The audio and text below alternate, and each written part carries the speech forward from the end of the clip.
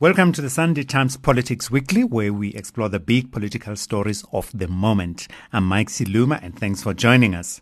As our country hovers between load-shedding stages in the throes of the worst power shortages in history, government has promised it has a plan to end load-shedding. But given previous promises in the past that did not materialize, what's to make of government's latest pronouncements? That's our issue this time on the Sunday Times Politics Weekly. For that conversation, we're joined by Dr Pali Lehohla, who's the former statistician-general of the country, as well as Dr Iraj Abedian, who's the chief executive of Pan-African Investment and Research Services.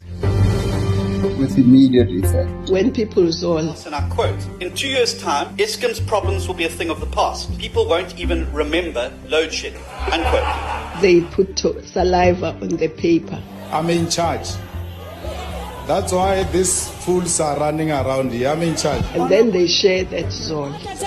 Point of order, Chairperson. Point of order. The ruling party by point of order Must step aside within 30 days. No, I'm not going to apologize. He has no brains whatsoever. So the ANC president was sabotaged again yesterday? Well, sabotage, that can be This is not a Shakespeare.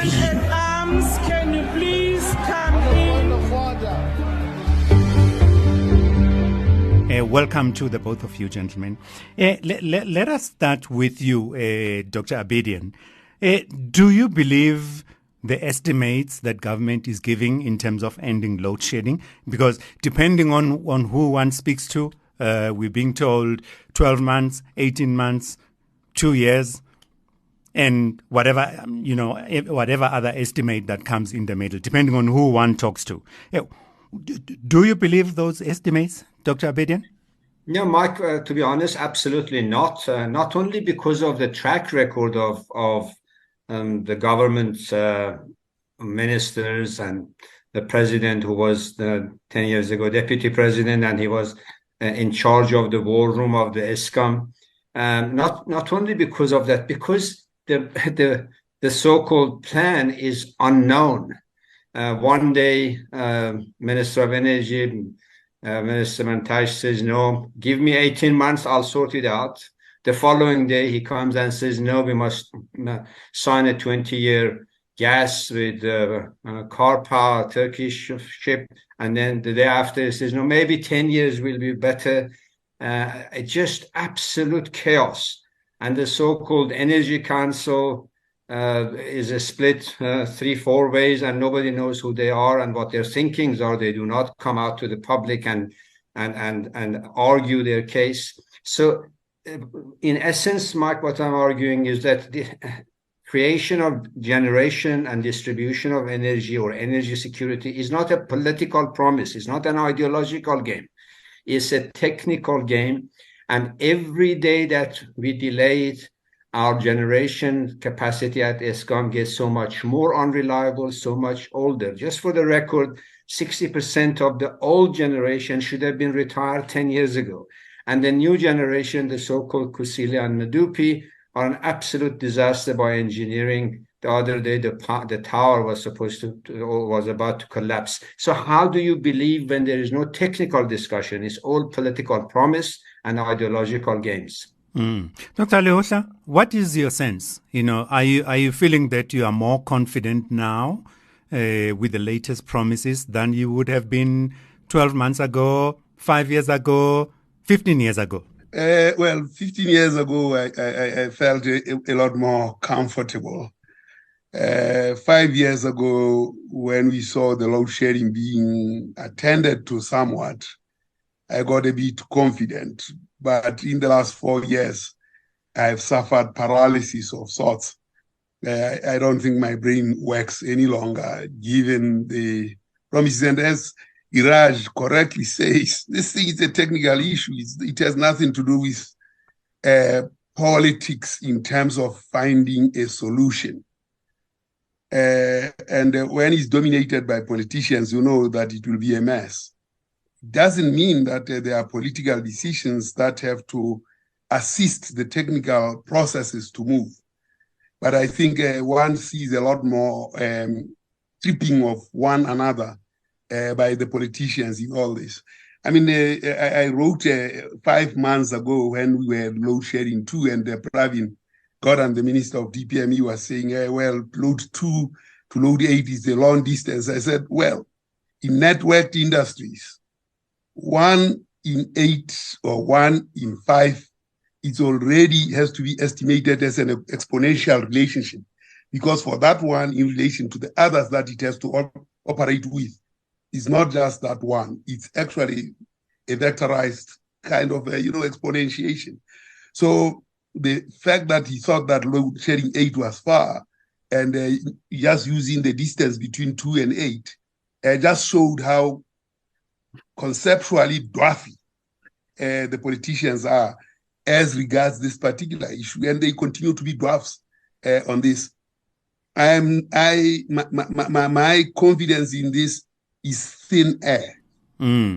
So we the question at the back of everyone's minds, obviously is because of the haphazard way in which we're going up stages, So, one day we on 4, another day we're on 6, another day there's no load shedding on Christmas Day, and then exactly the following day suddenly we're having a crisis again.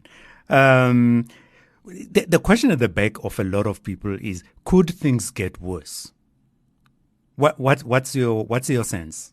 Mark, absolutely it can get worse. It's like, I've used this analogy many times. Imagine you have a car that is 65 years old, looks pretty, you painted it, but you know that every bit of it, from engine to wheels to brakes to steering, can collapse at any point as you drive, and you drive long distance. And and the mechanic told you, and everybody else told you, and common sense suggests that you should have retired and scrapped this car 30, 40 years ago. And yes, you love it because of ideological or sentimental reasons, and you travel with it. So expect that around the corner, at the valley, at the hill, something will break down. You may go 100 kilometers, nothing happens. You might go 20 kilometers and 3 things happens. And that's exactly the situation of the situation at Eskom. We have hollowed out management. We have hollowed out all those who knew anything about any of the businesses, and we have encumbered it with all kinds of networks of extractions. That's what at the heart of it is. At the heart of it is that the ministers have all kinds of economic interest in that, commercial interest. They do not want any segments of it to be cleaned up. No matter which CEO you put in place, the minute that they want to clean up, if they go beyond a certain point, they are either racially incompetent or professionally incompetent, or they are in the wrong side of the faction, and there some or other way they kick them out. The fact is, Eskom commercially is a network of mafia style of extraction. Engineering-wise, it's a dilapidated machine that should have been retired long time ago. And politically, our politicians just don't know what's hitting them. Unfortunately, the cost to the society is compounding. And that is a very sad and tragic part of this. Dr. Lehohla, there are a lot of, I'm struck by how convoluted and complicated the communication around Eskom is. Dr. Abedian says that there's the factor of criminality and extraction, where people are using Eskom as a cash cow, as it were. Do you feel that at any level we have a grasp of the technical, at least the technical side of what's going wrong with Eskom as we speak? I'm sure as a technical behemoth, there have to be people who are engineers who can inspect and say, this is the situation and this is how far we can go with Eskom, while they lay down a long-term kind of strategy on this. So from that technical point of view, it is clearer, because these things are mechanical things that you can actually assess and give a certificate of death or a certificate of health to. There's the second part, which is financing that process, at least resourcing it. That also should be very, very, very obvious from my mind. And then the hazy political machinations of interests that actually turned Eskom into a cash cow. I mean, the moment politicians stepped into that space of Eskom, so Gungubele confirmed this, who is minister in the presidency, about 5 years ago. He said, well, or 6 years ago, he said, we destroyed that. And indeed they did. And they're trying to rescue it now. I think it's really very, very messy. I still think that Eskom generation units can still be recovered in order to connect us to the next transition. We need to use this skorokoro to get at least to the next transition. Because if it collapses, only God knows what will happen to this country, to industry. And it's very difficult for a country that is destroying and clearly very, very deliberately destroying to attract anybody towards it. A country that is rebuilding, even when it has been so badly harmed and destroyed, it tends to have people coming towards it and helping. This one is constantly destroying, and it's impossible to attract anybody towards it. Now, Dr. Lehohla, while you have the floor, I want to ask you that, recently, a couple of weeks ago, the president was going to go to the World Economic Forum in Switzerland, and then he cancelled at the last minute, ostensibly to deal with the crisis. Now, for me, what that speaks to is our apparent way or attempt at dealing with the problem by consultation and many, many meetings. I mean, when he came back, he met everybody from traditional leaders to businesses, small businesses, and just about everybody who is an organized entity. He seems to be wanting to meet with them and talk to them. Do you believe that those kinds of general mass conversations will lead us to a solution? I mean, this is a technical problem. What will I do to be consulted on a matter Eskom? It's wasting time. I mean, get the engineers to look at this, assemble them, resource them well to solve the problem, and ensure that a solution that is sensible is adopted. This is an engineering problem in the first instance. There is the economic side of it and the finance side of it. At the moment, we really have to solve the engineering of Eskom and then ensure that it runs a little bit. It may harm us economically, but I think the cost benefit of it collapsing on us or holding it to go on until a period of time where we are getting solutions is the best way to go, because a collapse is a very, very dangerous thing. Mike, if I may add, I think it's, in my view, I agree with Pali, but only that's about 1/4 of what we need. Eskom at the moment is not just an engineering issue. There are 4 competencies that should be around the table, and politicians must be out of the room completely. And they must sign that they will never, ever interfere. And if they do, they must go to prison, literally. And it must be an open camera thing. It must not be a secret thing. We need 4 types of expertise at the table. We need engineers, but we also need logistic managers who are expert in supply chain management. We cannot have coal delivered to the power station and a third of it is rocks and we pay for the coal. We also need maintenance people, and we need financial people. Those 4 expertise, they are interrelated. You can have the best generation, substations, but when there are issues of logistics, when there are issues of maintenance that are not done, cannot be done because you don't have competent people, you cannot, just engineers cannot solve the problem. It's like having engineers fixing your car, if I use the analogy, but then you put an incompetent driver who crashes it every kilometer or so, and then you have a mechanic who comes and screws the wrong thing around, and then the car was okay.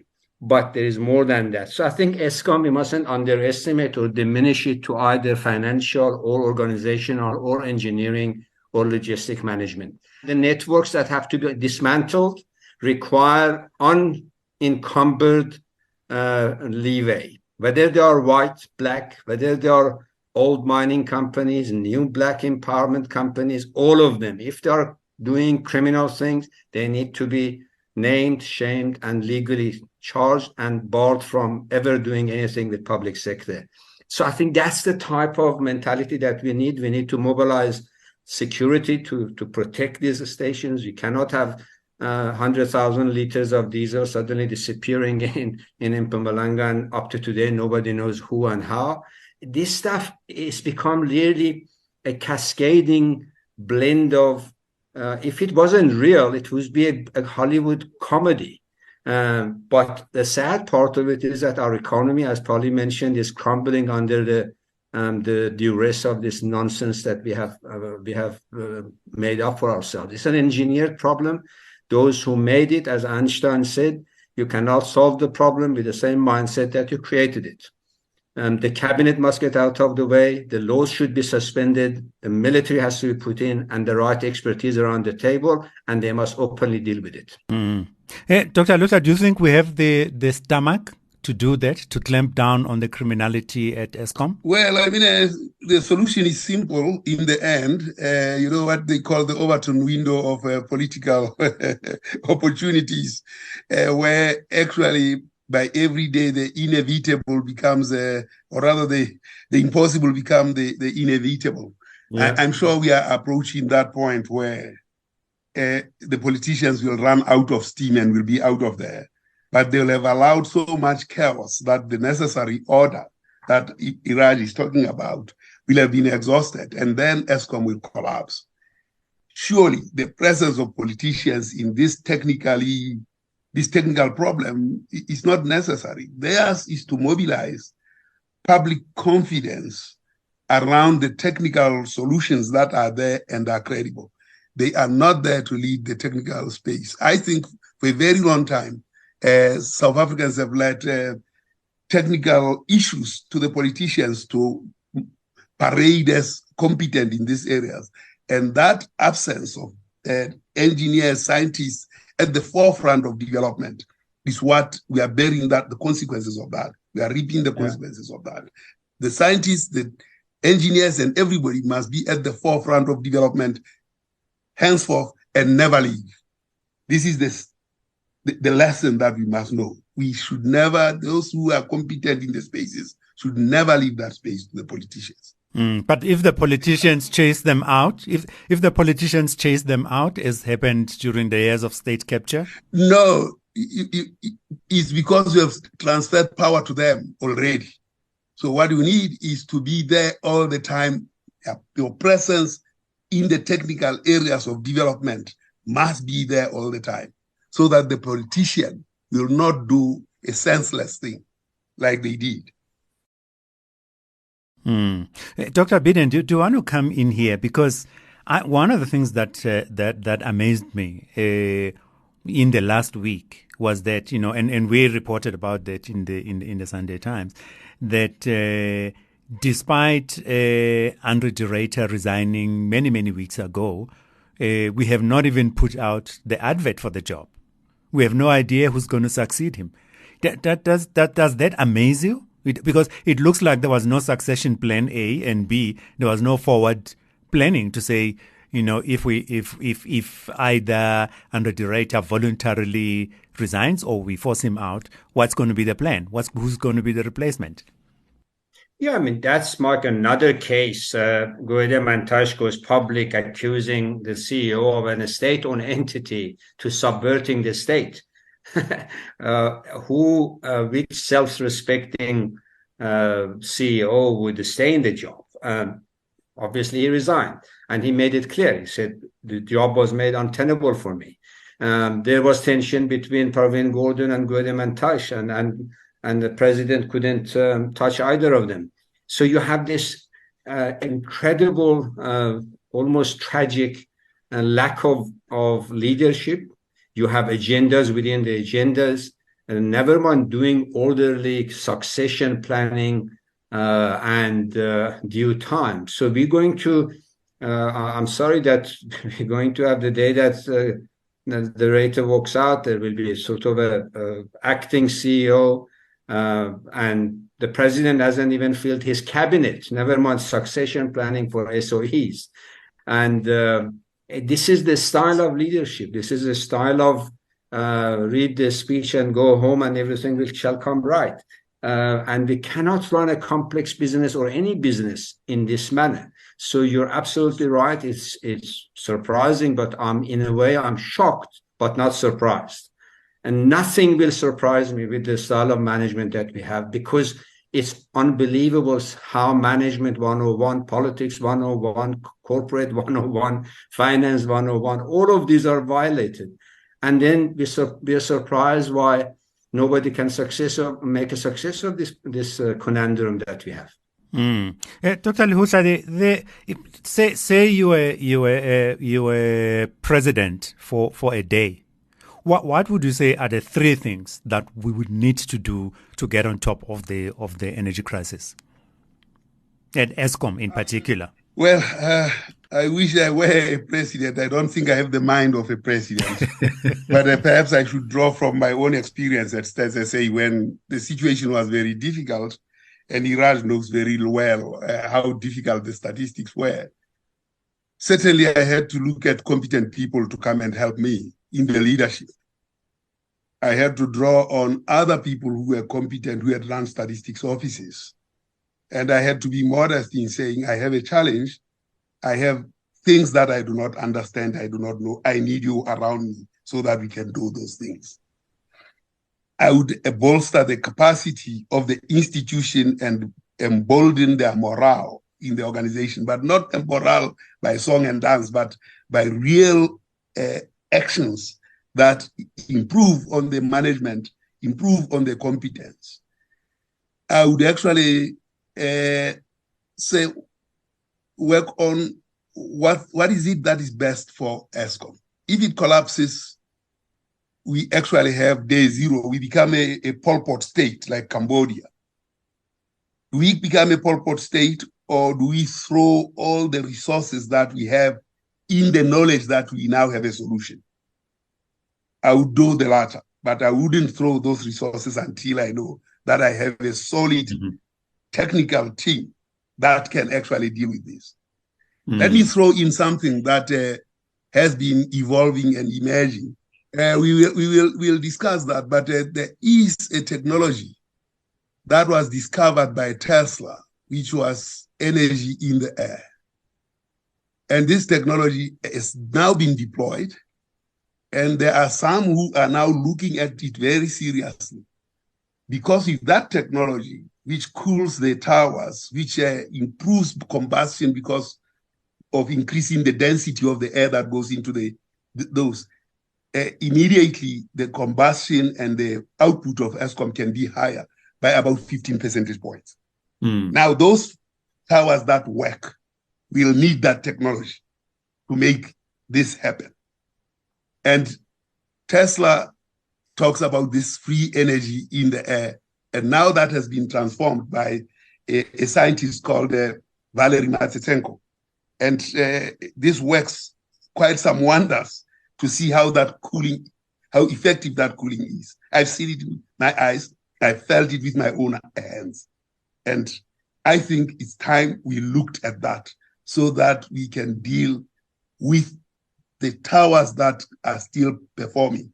If we get 15 percentage points on each tower, we are likely to at least have no load shedding in the near future. And these things are deployable in 10 months or so. And I think we need attention to this. Okay. We will take a copy of this podcast and send it to the chairperson of Eskom after this, Dr. Lehohla. Maybe he will be sympathetic to your idea. Dr. Abedian, do you want to come in? What are the three things that you think we should be doing right now in the middle of this very deep crisis? I think I can really sort of resonate with what Pali is saying about the impending potential collapse, which is very serious, not to be sensational or doomsday But what I would do, I would ask Mr. Elon Musk and the team to come and do a service here and bring suspend all the laws that applies to Eskom for 3 years. I would bring a team of financial, technical, the same team that I mentioned earlier, and give them carte blanche authority, sort of freedom from ministerial entanglement, from any other entanglement, give them free hand and say, turn the situation around and find emergency solutions and open and communicate with the nation on a weekly basis. Just before we round off, and I have to start with you, Dr. Lehohla, this debate, between coal and renewables, is it a real debate or is it a phony debate? I think it's a phony debate because there are interests, and these interests are financial. For me, a just energy transition would start with the people that have been experiencing fumes for 100 years in Mpumalanga and all that. If those people received reparations and were considered, then I would believe in just energy transition. In the absence of that, I don't understand what just is. Dr. Abedian? Yeah, there is nothing more unjust than what we have now, which is every day thousands of people lose their jobs, enterprises close down, people die in hospitals, people die or rot in mortuaries, babies are born into a very unhygienic situation, and it goes on and on and on, and judges cannot perform, and the business is uncomfortable. This is unjust transition.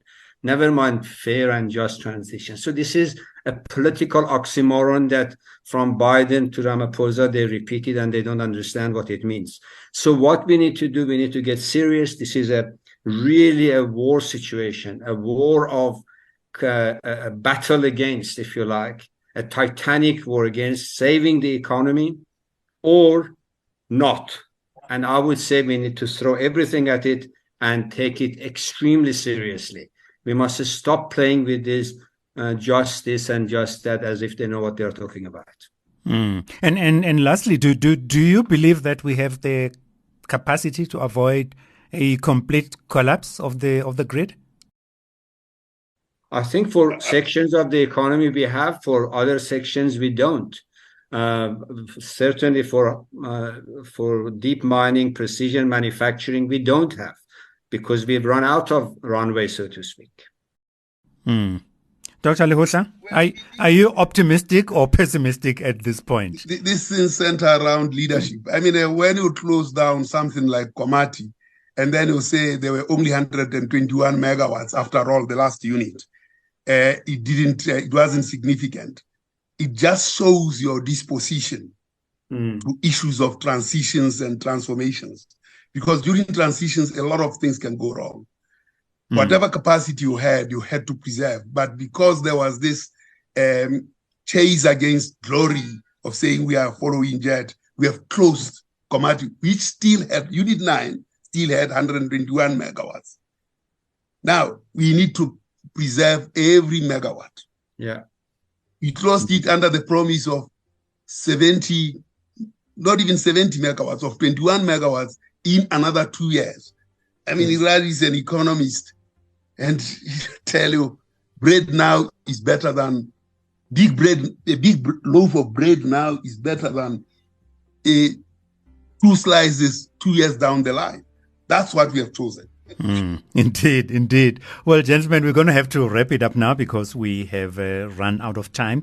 We'd like to thank you very much for joining us on the Sunday Times Politics Weekly. Our guests, Dr. Pali Lehohla, former statistician-general of the country, as well as Dr. Iraj Abedian, who's the chief executive of Pan-African Investment and Research Services. We really appreciate your time. I'm Mike Siluma. Until next time, do stay safe, stay blessed, and let's do good for our country.